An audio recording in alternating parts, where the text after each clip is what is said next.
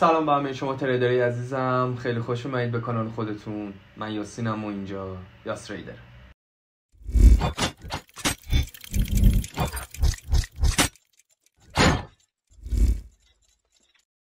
به قسمت آخر از مجموعه اندیکاتورها خیلی خوش اومدید. یه مرور سریع با هم داشته باشیم. ما در جلسه اول اومدیم اندیکاتورها رو معرفی کردیم، اومدیم 4 دسته اصلی اندیکاتورها رو نام بردیم. بعد در اونجا گفتیم 4 دسته اصلی اندیکاتورهامون به صورت عمده میشه اندیکاتورهای روند، اندیکاتورهای مومنتوم، اندیکاتورهای ولاتیلیتی و در نهایت اندیکاتورهای ولوم.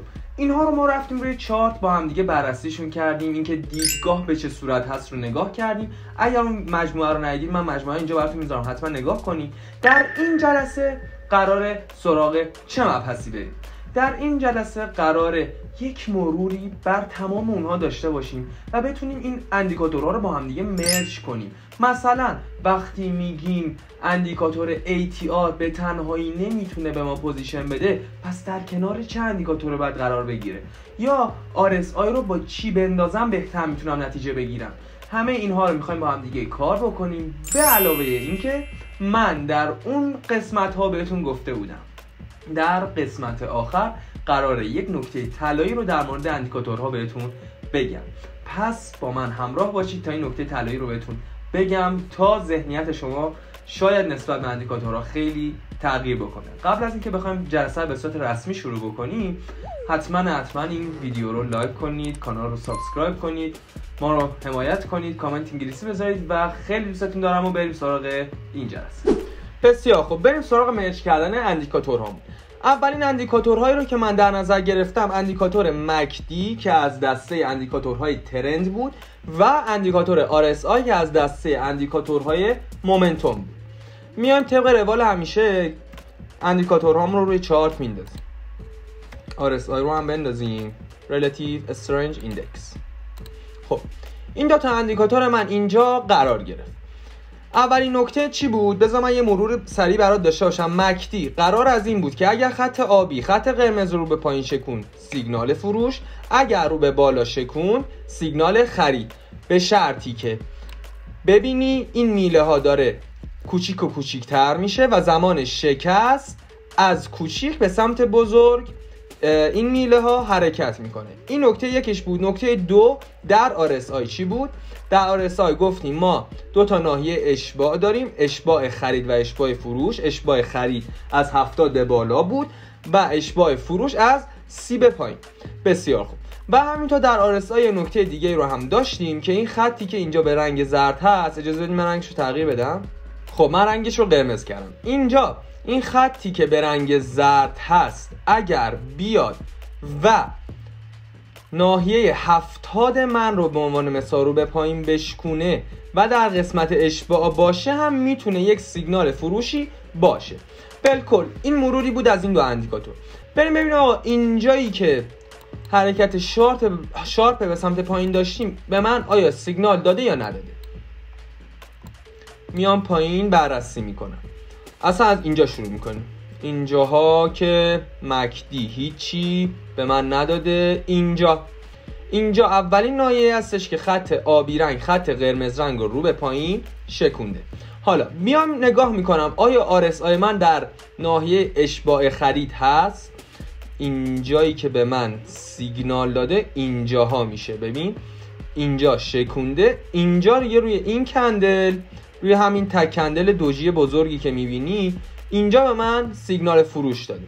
خیلی خوب، اینجا به من مکدی سیگنال فروش داده. آیا RSI هم سیگنال فروش داده؟ RSI اینجا که نداده. خب چون به ناحیه 50 خودش خیلی نزدیکه، من دوست دارم در ناحیه 70 به بالا باشه. ولی ما میگیم آقا شما اینجا رو هم ناحیه اشباع فروش در نظر گرفتی، سل گرفتی، اینجا سل گرفتی، استاپ رو گذاشتیم پشت، تیپیت رو هم مثلا گذاشتیم پایین به عنوان مثال. اینجا یه استاپ خوردی، تموم شد. اینجا استاپ خوردی، بازار مالی استاپ. پس این تو ذهنت باشه که اینجا قرار نیست فقط تیپی بخوری. این یه نکته. نکته دو، آقا من اینجا پوزیشنم رو گرفتم که RSI هم به این پوزیشن نداده بود. ولی ما میگیم ما گرفتیم. میریم جلوتر ببینیم آیا باز هم بهمون پوزیشن داده. اینجا میبینم آبی رو به سمت بالا، خط آبی خط قرمز رو به بالا قطع کرده، پس اینجا یعنی سیگنال خرید.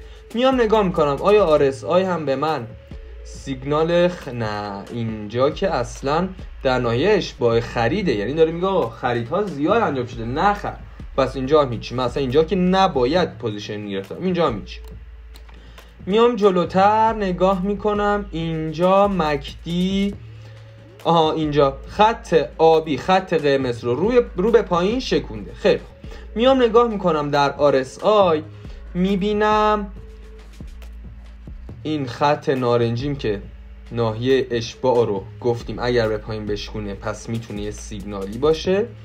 به علاوه این که اینجایی که شکسته شده میبینی در ناحیه این سمت راست مشخصه 60 و حدوداً 5 هستش. خیلی خوب، 65 خیلی به 70 نزدیکه، میتونی پس روندش بکنی به سمت 70 دیگه. بگی آقا اینجا یه سیگنال به پایین داشتیم، این هم این انگار حالت مووینگ اوریج به من رو به پایین شکونده، همینطور اینجا هم نزدیک ناحیه 70. من اینجا مثلا سلم رو چیکار میکنم؟ اینجا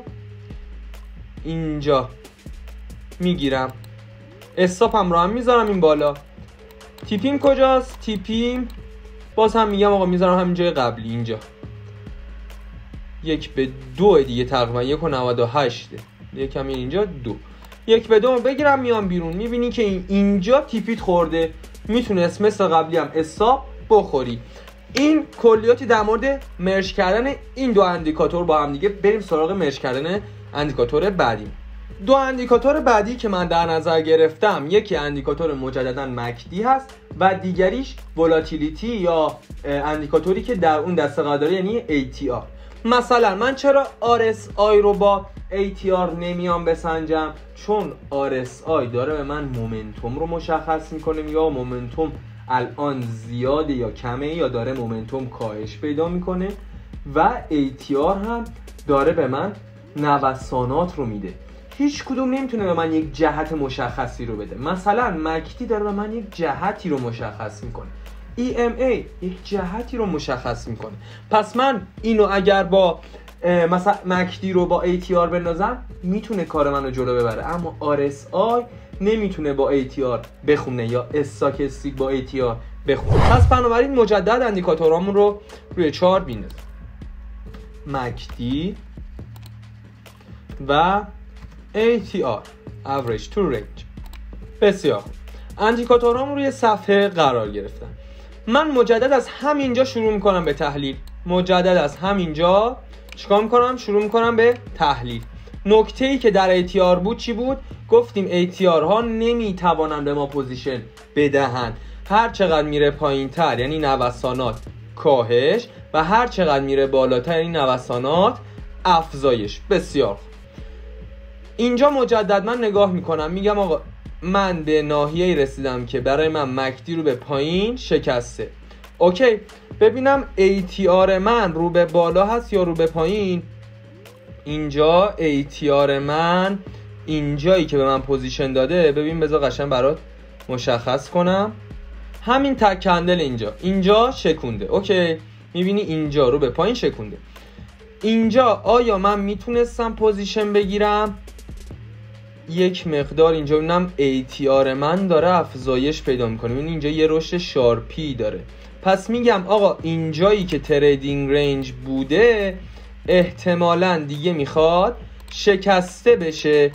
این تریدینگ رنج بوده دیگه، اگر خیلی قشنگ نیست چون این تریدینگ رنجش تو تایم فریم یه تایم فریم پایین‌تر که دیلی باشه خوشگل‌تر دیده میشه. در واقع تریدینگ رنج تایم دیلیه. میگم پس اینجا داره به من سیگنال نزولی میده، اینجا هم که میبینم ATR هم dاره افزایش پیدا میکنه، پس میگم احتمالا میخواد تریدینگ رنج رو به سمت پایین بشکونه. من دوباره میام پوزیشن میگیرم. آقا اینجا پوزیشن میگیرم، مجدد اینجا یه استاپی خوردم. اوکی، میرم قسمت بعدی، میام میگم اینجا که به من سیگنال خرید داده آیا میتونم خرید کنم؟ نگاه میکنم در اینجا ATR من مجدد رو به پایین داره میره، پس داره نوسانش کاهش پیدا میکنه، به درد من نمیخوره. من پرنوسانا رو دوست دارم، من کم نوسان دوست ندارم. پس بنابراین اینجا هم هیچ. میام بالاتر نگاه میکنم، اینجا مکدی دوباره به من روی این کندل، ببین روی این کندل اینجا به من سیگنال فروش داده. نگاه میکنم ببینم آقا ATR من داستانش از چه قراره. نگاه میکنم ATR من از این ناحیه پایینی رو به سمت بالا داره حرکت میکنه، اوکی، و مکدی هم رو به پایین داره حرکت میکنه و شکسته. این میتونه برای من این موضوع رو بیان بکنه که من اینجا از قسمت کم نوسان دارم میام وارد نوسانات زیاد میشم و این هم رو به پایین شکونده. پس اگر بیام مثلا اندیکاتور RSI رو هم بندازم، میبینی در اشباع، با هم نگاه کردیم دیگه، میبینی در اشباع خرید قرار داره. میتونم با خیال راحت تری سل بگیرم. میتونید دو تا اندیکاتور رو، سه تا اندیکاتور رو با هم دیگه مرج بکنید، مشکلی نداره. یک دونه تریدینگ رنج هم با هم دیگه بررسی بکنیم. خروج از تریدینگ رنج، ATR به ما خروج از تریدینگ رنج نشون میده دیگه. مثلا اینجا بود یکیش که دیدیم استاپ خورد. قسمت بعدیش میتونه اینجا باشه. ببین اینجا یک تریدینگ رنج اگر در نظر بگیری، کف تریدینگ رنج، و اینجا هم سقف تریدینگ رنج، اوکی، اینجا هم سقف تریدینگ رنج. میخوام ببینم از این تریدینگ رنج قراره خارج بشم یا نه. من نگاه میکنم اول به مکدی، میبینم آقا مکدی به من سیگنال فروش میده. من تو این تریدینگ رنج اینجا رو کار دارم، با این کانال اینجا کار ندارم. من این تریدینگ رنج اینجا رو میخوام بررسی کنم. مثلا آقا من اینجا گذشته، اینجا تازه اومدم دارم بازار رو نگاه میکنم، این قسمت نبودم تو بازار، اینجا وارد بازار شدم. میام نگاه میکنم، میگیرم آقا آیا مکدی به من پوزیشن سل میده. نگاه کنم اینجاها که هیچی، اینجا که اصلا بای به من داده، اینجا به من خرید داده، و ولی دارم میبینم ATR هم داره کاهش پیدا میکنه، پس به درد من نمیخوره. میرم جلوتر، اینجا میبینم مکدی رنگ آبی خط قرمز رو به پایین شکونده، ولی چه اتفاقی داره میفته؟ ATR هم بله ATR هم داره افزایش پیدا میکنه. پس مکدی رو به پایین شکونده، ATR هم داره رو به بالا افزایش پیدا میکنه، یعنی قرار نوسانات زیاد بشه. پس من اینجا هم میتونستم این نظر رو داشته باشم که قرار از تریدینگ رنج خارج بشم، به علاوه این که اینجا یه دونه پوزیشن هم میتونسته به من بده. خب بریم قسمت بعدی، دو تا اندیکاتور دیگر رو با هم مرج کنیم. قبل از اینکه بخوام دو تا اندیکاتور دیگر رو بگم، اگر تا اینجای ویدیو رو نگاه کردین حتما لایک کنید و منتظر باشین تو اون نکته طلایی رو در آخر ویدیو بهتون بگم، پس ویدیو رو رد نکنید. من دو تا اندیکاتور در نظر گرفتم، یکی ولوم و یکی در اینجا EMA. روی چارت میندازم. بسیار خب، دو تا اندیکاتور من روی چارت قرار گرفتم. من نگاه میکنم، میگم آقا من از ولیوم در چه جایی میتونستم استفاده کنم؟ مثلا شکست حمایت مقاومت ها. مثلا یه نکته دیگر هم بهتون بگم، ببینید عزیزان، ممکن یه نفر بیاد اینجا به من بگه آقا من اینجا رو دارم یک وجی میبینم. ببین هر کس دیدگاهی داره، ممکنه بگه آقا من اینجا دارم یه وجی میبینم، یک ترند لاینی رسم شده، 3 تا کف هست، ممکنه بگه آقا این وجه یا تری درایو. آقا من میتونم اینجا بیام مثلا RSI بندازم، بیام بگم کف اول با کف دوم اگر واگرایی داشت و کف دوم با کف سوم اگر واگرایی داشت میتوانم پوزیشن بای بگیرم. میگم بله، میتونی همه این کار رو انجام بدی. مثلا من تو قسمت RSI فقط از اشباع خرید فروشاش استفاده کردم. تو میتونی اون نکته طلایی که تو جلسه RSI بهت گفته بودم در وج رو کف سوم یا رو سقف سوم اگر واگرایی رو دیدی پوزیشن تو بگیری، به همین سادگی. کار نداره. آقا من اینجا با این دوتا اندیکاتور EMA، من EMA هم رو روی 20 تنظیم کردم و ولیوم بیام یه پوزیشنی بگیرم، میام یکم عقب. اینجا نگاه میکنم، میگم آقا من اینجا یه مقاومتی دارم. ببین اینجا من یک مقاومتی دارم که قیمت بهش برخورد کرده و ریخته. اگر اینو ادامه بدم میبینم بله اینجا هم به خوبی این اتفاق براش افتاده و میبینیم مجددا یک بار دیگه هم به اینجا خورده و ریاکشن به سمت پایین داده. حالا من میخوام بدونم آقا من اینجا کجاش رو میتونم پوزیشن بگیرم. به عنوان مثال ببین EMA تو زمانی که اینجا هنوز ببین داره رو EMA پول بک میزنه دیگه، اینجا EMA شکسته شده، پول بک زده، پول بک زده، پول بک زده و هنوز نشکسته، پول بک زده، اینجاها دیگه داره یک کم بازی در میاره و در نهایت اینجا EMA تو شکسته شده، اینجا پول بک زده به EMA تو. میبینی؟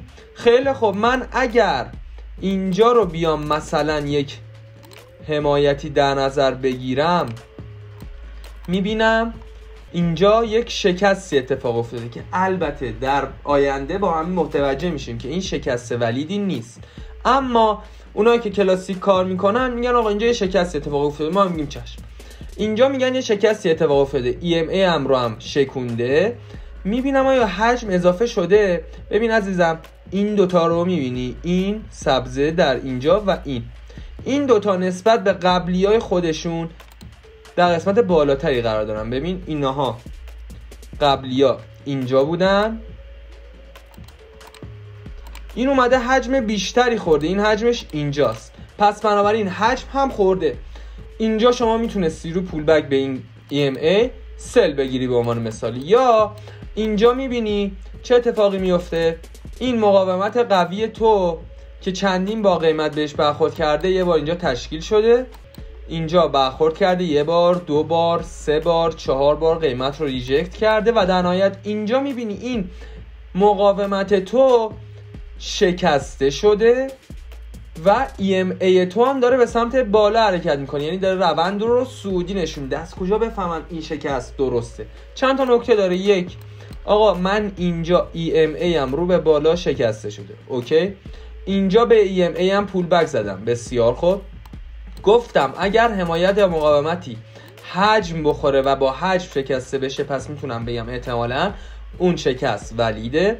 بسیار خوب، میبینم اینجا حجم خورده نسبت به قبلیای خودش. ببین اینو در نظر نگیر، اینها رو در نظر گیر، همش تو این رده قرار دارن و نسبت به قبلیای خودش حجم خورده و EMA من هم رو به سمت بالاست. پس میگم آقا اینجا یه شکستی معتبری هست، مثلا اینجا پول بک، مثلا اینجا شکستش رو پوزیشن میگیری، حسابت رو میذاریم پشت یا میذاریم پشت، بسته به بک تستی که گرفتی.